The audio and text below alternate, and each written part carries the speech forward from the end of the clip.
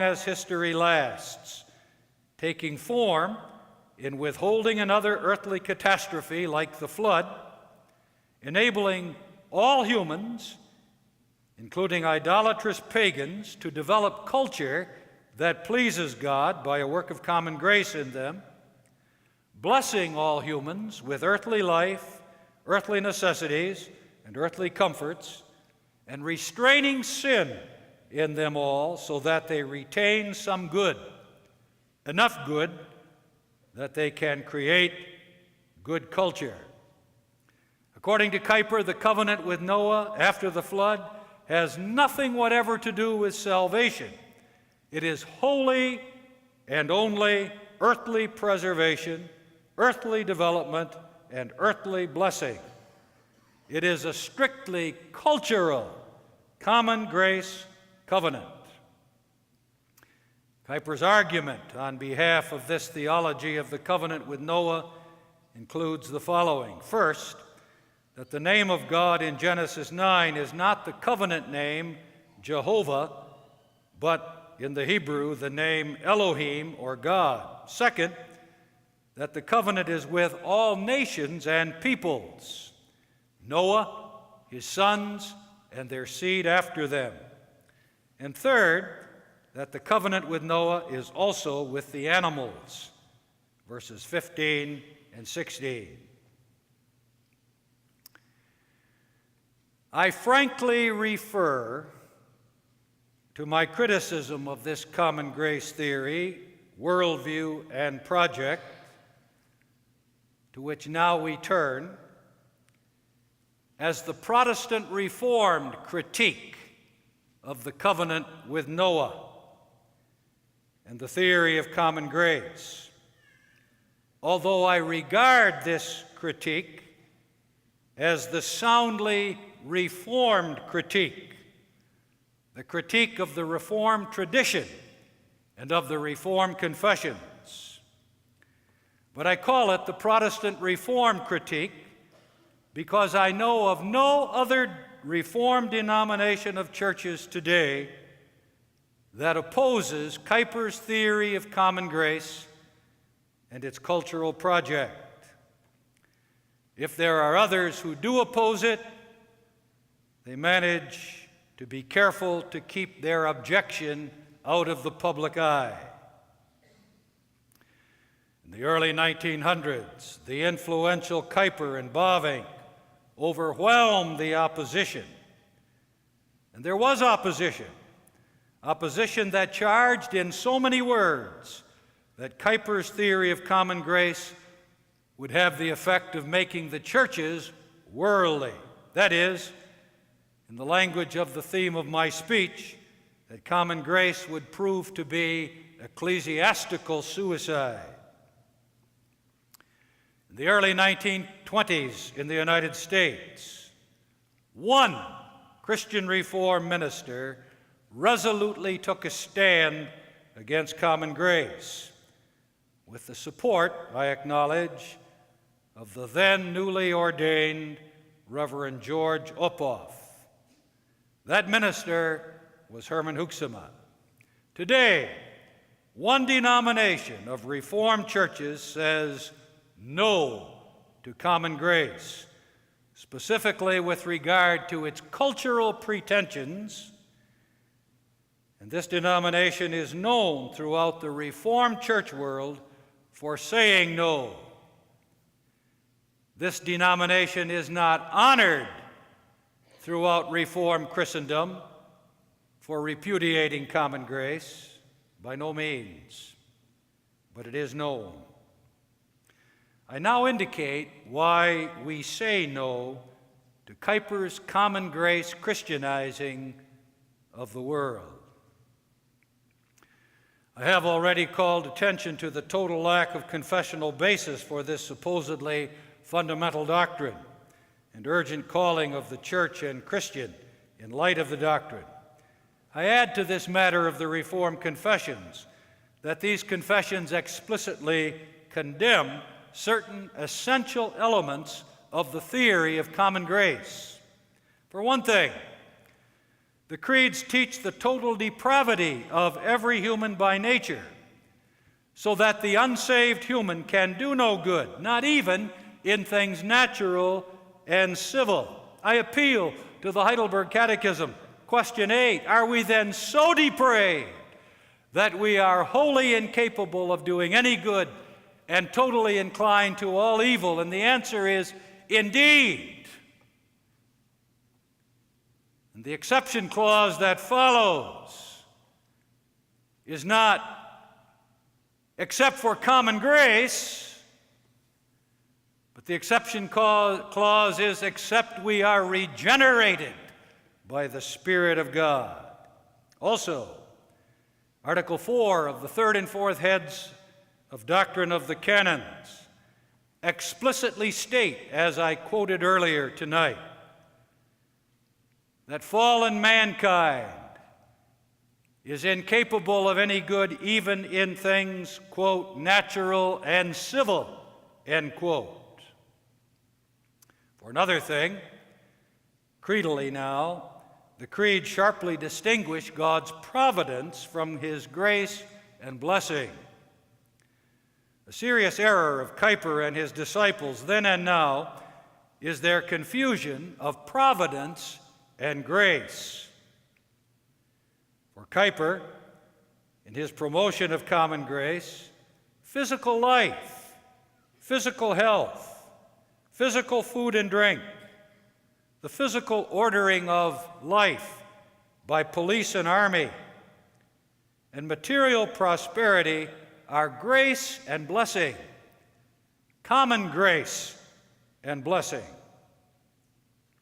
In fact, having all those good gifts are aspects of divine providence, God's upholding and governing his creation and its creatures by his hand or sovereign power, not by grace, but by power. Providence is not grace for everybody. Gifts of providence are not inherently divine blessing. That's creedal for Reformed Christians. The creeds distinguish sharply between providence and grace. They do so, for example, in question 125 of the Heidelberg Catechism, which is explaining the fourth petition of the model prayer, "Give us this day our daily bread." The Catechism says there, quote, "Not even thy gifts can profit us without thy blessing," end of quote.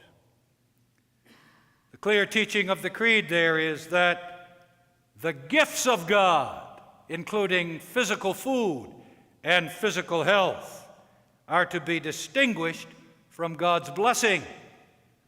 And the implication is that one can have the gifts without the blessing.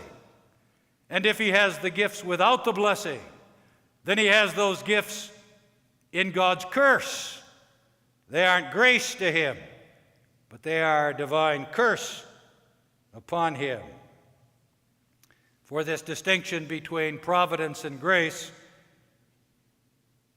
I point also to Lord's Days 9 and 10 of the Heidelberg Catechism. Gifts are one thing, grace another. A glaring weakness of the theory of common grace, with the gravest practical implications for many of God's dear children, is that it explicitly pronounces blessing on the wealthy, healthy, godless man or woman, while implicitly cursing the poor, starving, sickly believer. On the theory of common grace, the rich man in Jesus' parable was the object of grace and blessing, whereas the poor, sick Lazarus was devoid of the divine blessing, if not cursed. The Bible denies that grace and blessing consist in things, in earthly circumstances. The wealthy of Psalm 73 are cursed with their abundance, in that their earthly abundance is God setting them on slippery places to slide into the destruction and desolation of eternal hell. On the other hand, the poor, plagued believer of Psalm 73 is blessed with his poverty and earthly misery, in that in this way God guides him and afterwards receives him to glory. With regard to the biblical basis adduced for common grace by Kuyper and his disciples, we must concentrate on the Genesis account of the flood and of the covenant with Noah. Kuyper was utterly in error in his appeal to what was his fundamental biblical basis for common grace, the covenant with Noah in Genesis 9. Recall that Kuyper explained the covenant with Noah in Genesis 9 as strictly a covenant of common grace. That covenant with Noah is not a covenant of common grace. If it were, it would be the one revelation in all of Scripture of a covenant of common grace, as Kuyper himself admitted. But that covenant is a revelation of the covenant of grace in Jesus Christ with respect to certain important aspects of the covenant of saving grace in Jesus Christ. Kuyper's interpretation of it as a covenant of common grace is inexcusable simply in view of the fact, which Kuyper himself frankly acknowledged, that all outstanding Reformed theologians before him explained the covenant with Noah as a manifestation of the covenant of saving grace. Kuyper himself mentioned Piraeus, Perkins, Maastricht, and Rivet. That's a list of luminaries in the Reformed tradition. They all explain the covenant with Noah as the covenant of particular saving grace.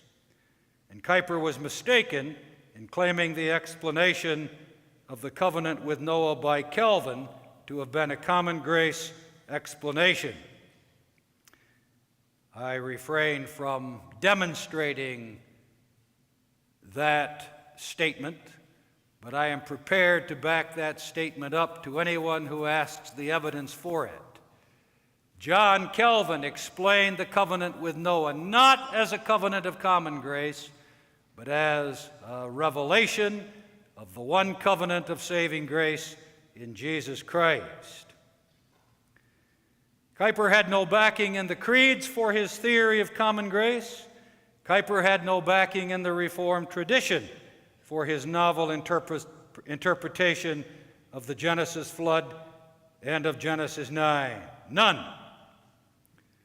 It is not to the credit of contemporary Reformed theologians that they have allowed Abraham Kuyper to lead them down the primrose path of common grace. If it is highly suspicious that Kuyper's explanation of the flood differed radically from the Reformed tradition, beginning with Calvin, it is fatal to Kuyper's and his common grace allies' explanation of the Genesis flood and of the covenant with Noah that this explanation is contradicted by Genesis 8 and 9 itself. There is a chapter division at a crucial point in the scripture that we know as the last part of Genesis 8 and the first part of Genesis 9. That chapter division can be misleading. That, of course, is not part of the inspired book. That Genesis 9, verse 1, carries on the account of the end of Genesis 8 is evident from the first word in Genesis 9, verse 1. And there's a continuation. At the end of Genesis 8, Noah offered a sacrifice to God that was acceptable to God, whose name at the end of Genesis 8 is Jehovah, the covenant God in Jesus Christ. That sacrifice of Noah was the basis, essentially, in the cross of Jesus Christ that sacrifice portrayed, of the covenant that God would make with Noah in the verses that follow in Genesis 9. The covenant with Noah is based upon the cross of Jesus Christ, represented by the sacrificial animals. On the basis of that sacrifice, God made his covenant with Noah. And that covenant with Noah brought out some extremely important aspects of God's one covenant of grace in Jesus Christ. Those aspects are that the salvation of God's covenant in Jesus Christ extends to all of humanity. Noah and his 3 sons were the progenitors of the entire human race, and God's salvation will extend to all nations, tongues, and tribes. Now, that doesn't refer to every individual in every nation that descends from Noah and his 3 sons. As Paul brings out concerning Israel in Romans 9 through 11, the true Israel of God are not all of the physical descendants of Abraham, or even a majority of them, but the nation of Israel consists of the elect among the descendants of Abraham and Shem. Not all Israel, they are not all Israel that are of Israel. The elect in Israel are in God's judgment, the true nation of Israel. And the same holds for all nations and peoples. In the elect among all nations and peoples, God gathers and saves all nations, as he promised to do in the covenant with Noah. And then there is the extension of God's covenant of grace to the animals. Kuyper made a big point of that. Genesis 9 does extend God's covenant grace to the animal world. We read in Genesis 9 of the cattle and of the fowl and of every beast of the earth. But that only indicates the extent of the covenant of God in Jesus Christ. It extends to the creation itself, the heaven and the earth that God made in the beginning, and to the individual creatures in that creation. God doesn't only save humans, God doesn't only save nations of humans, God saves the creation that he made in the beginning, and he saves that creation by his great work of redemption in Jesus Christ. The New Testament finds the fulfillment of the covenant with Noah in all its breadth and scope in the saving covenantal work of Jesus Christ, the mediator of the covenant of grace. Kuyper went wrong in explaining the covenant with Noah, and he did injustice to the breadth and width and scope of the salvation of God in the covenant of grace in Jesus Christ. I appeal to John 3, verse 16. God so loved the world. The Greek is cosmos, the whole universe that he made. But not as made for Adam and as having Adam as its head. Rather, as Colossians 1 teaches, the creation is made by Jesus Christ and for Jesus Christ. God so loved the world that he gave his only begotten Son, and what follows. An outstanding New Testament explanation and application of the covenant with Noah after the flood is Romans 8, verses 19 through 22. Creation shall be delivered from the bondage of corruption into the liberty of the glory of the children of God. There are not two covenants and two kinds of salvation side by side, one of saving grace in Jesus Christ and the other of common grace apart from Jesus Christ.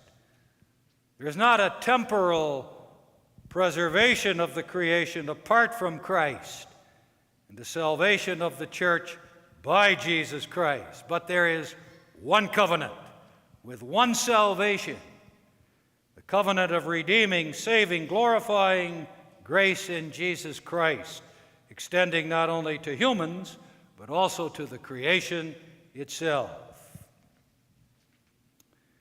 As I said, so fundamental to Kuyper's theory of Christianizing, first the Netherlands and then the world by common grace, was the covenant with Noah, that the exposure of Kuyper's explanation of the covenant with Noah demolishes his project of Christianizing the world and indeed his whole theology of common grace.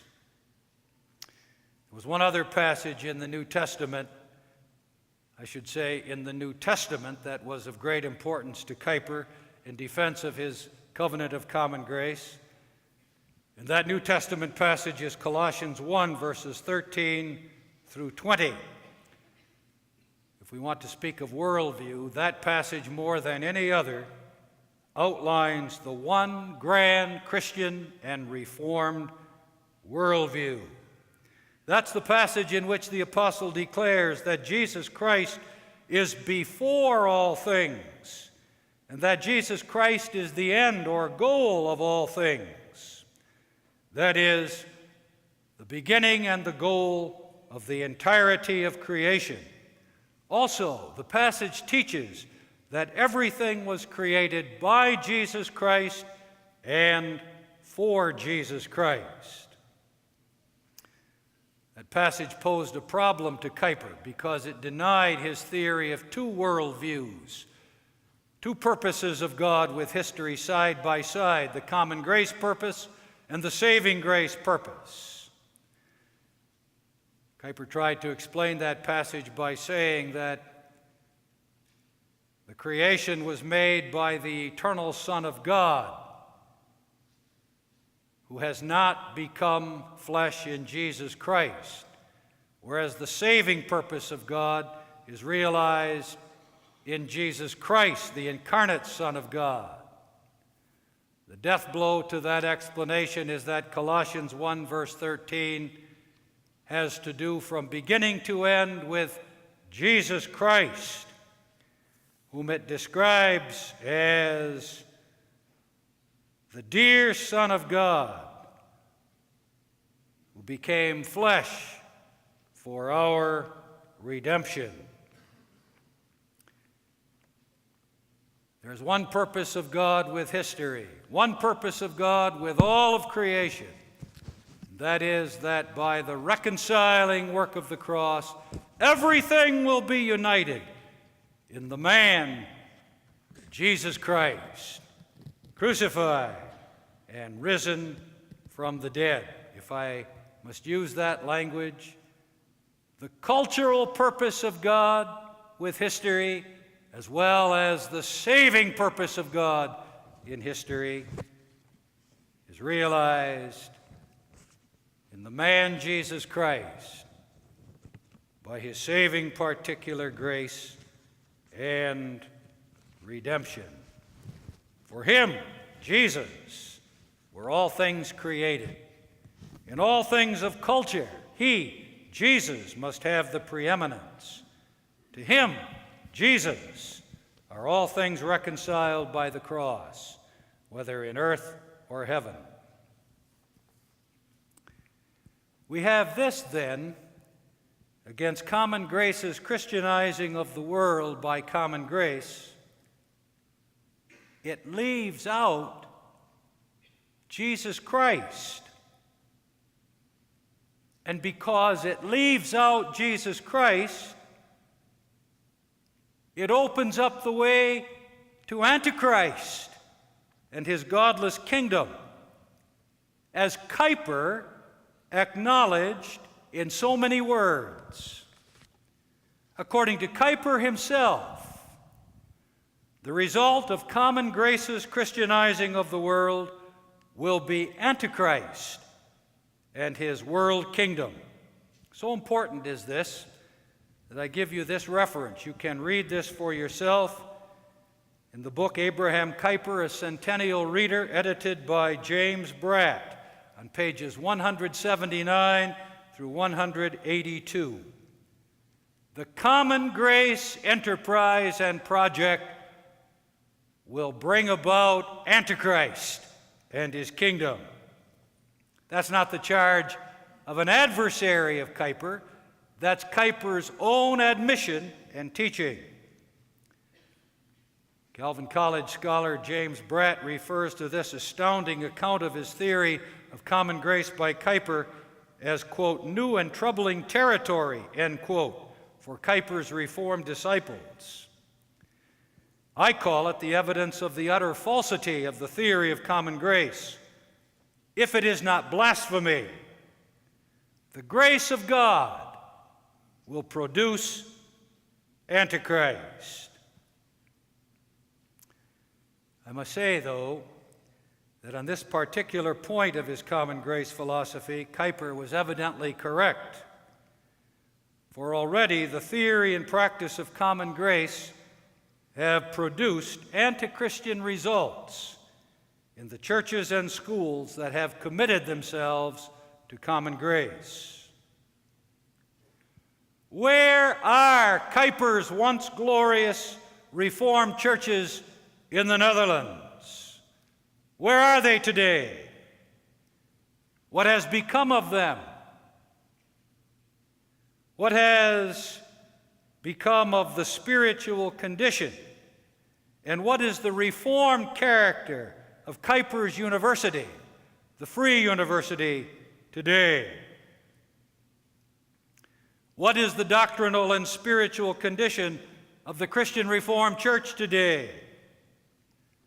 What is the strength of the commitment of Calvin College to the Reformed theology of the creeds and to a distinctively antithetical Reformed Christian life? And in this connection, I cannot refrain from asking the question, why do the United Reformed Churches, which split from the Christian Reformed Church exactly over the disastrous world-conforming effects of common grace, particularly the world's thinking of the relation of men and women, specifically in regard to church office, why do the United Reformed Churches refuse to acknowledge the root of the evil that occasioned their split? And why do they instead contend for common grace as vigorously as does the Christian Reformed Church? And why are the United Reformed Churches now cooperating in spreading the destructive doctrine of common grace? The Common Grace Project is ecclesiastical suicide. It's the death of the Reformed Church that embraces this philosophy and pursues its cultural agenda. But the alternative charge the advocates of common grace is the pernicious evil of Anabaptism. The charge against those who deny common grace and oppose its project of Christianizing the world is that we are Anabaptists. That was Kuyper's own charge against those who opposed his common grace vision and project in his day. Already in the foreword to his 3-volume work on common grace, Kuyper was charging those who opposed his Christianizing project with, quote, Anabaptism, end quote. And thus he was promoting his venture and silencing the opposition.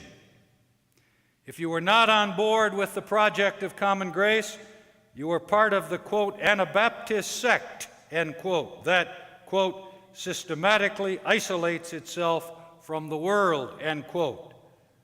I quote Kuyper there. That's a damning charge against a Reformed man and against a Reformed church. That epithet occurs frequently in Kuyper's work on common grace. The Christian Reformed Church charged Anabaptism against Herman Hoeksema and has worn the accusation out against the Protestant Reformed churches in the past 90 years. If that charge is not intended merely to substitute for solid argument, and if that argument is not intended merely to render an opponent odious, what is meant by the charge of Anabaptism is that the Protestant Reformed churches separate from the world of humanity physically and go into isolation. The charge is that the Protestant Reformed churches concentrate on spiritual activities to the ignoring, if not rejecting, of normal earthly pursuits. And the charge is that the Protestant Reformed churches deny that the calling of the Christian is to serve God in earthly life, in all ordinances and institutions.